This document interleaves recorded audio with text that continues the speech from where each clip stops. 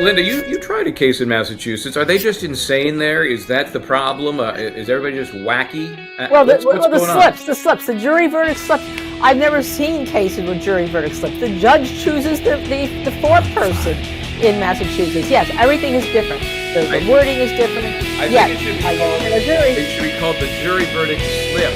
Not the slip, it should be the jury verdict slip, because that's certainly what happened in this case. Well, the jury didn't slip, though. The jury didn't slip, though. That's the best I can do with the play on words. I'm sorry. So the new paperwork filed by the defense basically says we've got jurors who talk to us in the first hand or second and third hand, and we've now learned that as counts 1 and 3, the most serious, the murder-related counts, it was acquittal. It was basically, we're not even getting to those. It's 12-0, not guilty. Let's move on. What's the problem with that, Linda? It sounds great.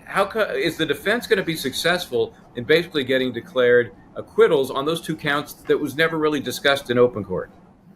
Well, after we appeal the judge's denial to bring the jurors in, because the vehicles for misconduct, right, to bring the jurors in, this is not misconduct. The jurors are saying, and I can't wait for all of them to get on the air together in some show, that we acquitted her on first and third, but we didn't know we could come out. And usually, Michael, in a case, and I've been there, the judge will say to the foreperson, have you reached a verdict on any of the charges, or are you hung on all of them? That's normally what a judge says. This judge didn't do it.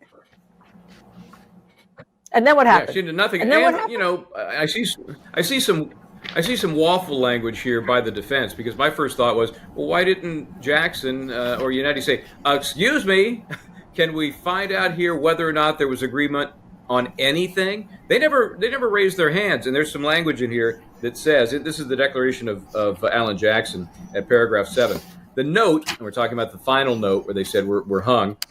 The note was not presented to counsel for review. So to me, that's a little CYA language, so that the defense can suggest that we didn't even get a chance to see the note, therefore we didn't get a chance to make that request or object to the court not asking the jury if they had come to an agreement on any of the counts. So how do you feel about this motion in and of itself?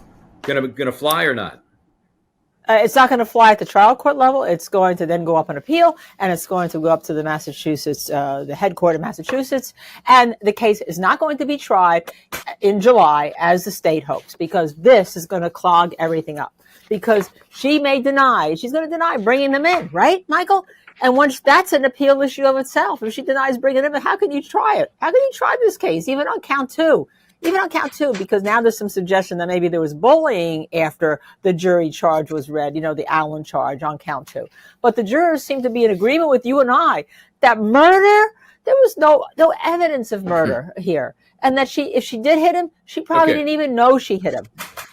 So you have a problem with that. Yeah, I can see. So here's my problem with the motion, although I agree with the underlying facts. First of all, before anybody gets all ooey gooey over this thing, and that's a legal term there, Linda. Ooey gooey? Okay. This thing is replete with hearsay. The affidavits are hearsay upon hearsay upon hearsay. There are unidentified jurors, and I understand the reason for trying to maintain their anonymity, safety, fine. But from an evidentiary level, from a procedural level, you can't just be spouting off unnamed sources in an affidavit, because it's inadmissible hearsay. I think that the defense is not so much thinking I'm they're going to going to win interrupt this. you. Alan Jackson got called by a juror himself.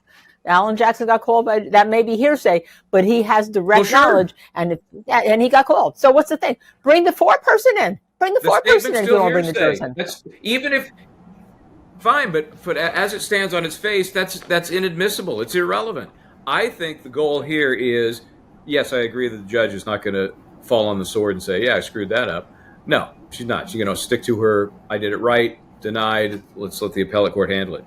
But I think part of the reason for putting this together the way they did, and remember, Unetti has not just an anonymous juror, but someone who talked to a juror. So 2 levels of anonymity and hearsay.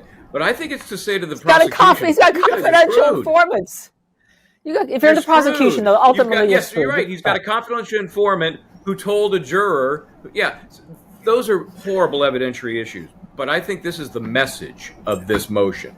They don't think they're going to win it, but they think the prosecution's going to see, we knew we screwed up. Everybody who watched the trial knew the prosecution screwed up. Now it's really being laid bare, and what are we going to do? Are we really going to go forward with this case or not? So I think what it's more happens though? message Here's what than motion.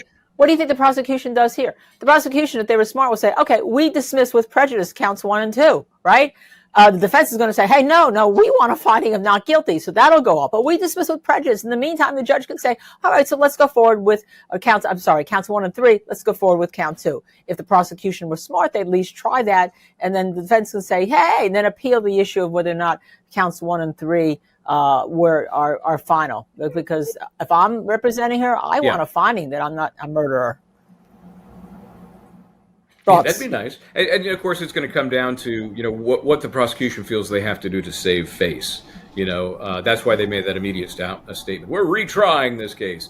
Well, now in light of this motion, which really lays bare what's going on, and they can get these jurors eventually. These jurors will sign They will sign affidavits, and those will be admissible. And then, I forgot, too. So, we have the other thing on this. Okay, let me look at my notes here. Sometimes I get so excited, just like in a trial. The lead investigator, your Proctor factor. Calm down. Okay. This is how I'm trying this case, isn't factor. it? Your Proctor factor. Well, remember, he was moved to a different jury, and still pay. But now he's been suspended without pay. And my question is this.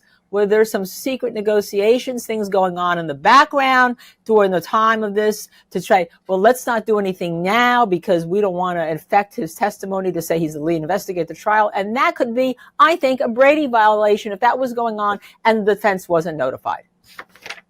Add that to your mix. That's very interesting. I like the way. I think that's a unique version of a Brady violation, but on a more practical, I think. I'm not as smart as you, so on a more fundamental level, it's why would they hide this guy's disciplinary issues until after trial? Well, clearly so that at the time of trial, the defense doesn't say, so you were suspended because of all these activities, correct, Proctor? They saved that. Good save for the prosecution. But now for it to come out as it did in light of all these other problems, it's almost expected, Linda. It's almost like, of course, that's what this case is about. The inefficiency of the investigation, if not downright fraudulent investigation, and then the horrible decision to prosecute this case and charge as they did. And now we have the issue of, because we forgot to mention those legal terms, double jeopardy on a retrial here. Yeah. So we have Brady, we have double jeopardy. Those two words our viewers know about, Michael. We have a lot to see in July, what's going to happen on the Karen Read case, and we'll be talking about it for a long, long time.